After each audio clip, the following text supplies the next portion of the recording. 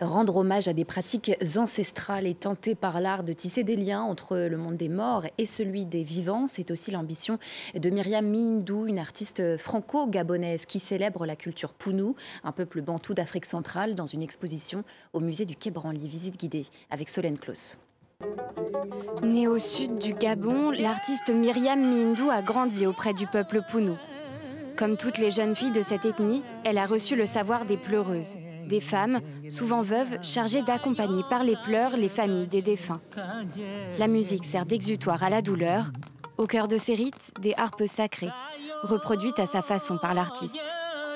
J'ai demandé à ce qu'on me sorte les harpes des réserves. Au Craft de Limoges, nous avons réalisé un certain nombre de tessons pour pouvoir expérimenter des terres du Gabon que j'avais avec moi. Et j'ai réalisé donc cette série d'œuvres. Cheminer entre les sculptures, les observer, le tout bercé d'une complainte, celle d'Annie-Flore Bachelilis, chanteuse Pounou.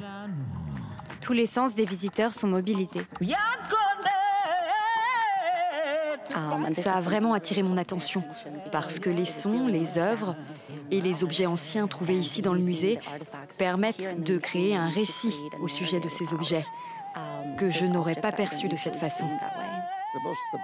La plus belle chose que j'ai remarquée en premier lieu, c'est le chant de la femme, qui est une très belle chanson. J'ai senti un réconfort, je me sentais bien. Un moment de recueillement ou de danse, guidé par une liane, comme une ligne de vie. Elle vibre sous le toucher des curieux. Alors pour moi, le visiteur est central. C'est un peu comme des personnes qui rentreraient dans un temple et qui pourraient aussi, par leur présence, activer, je dirais, ces pièces-là.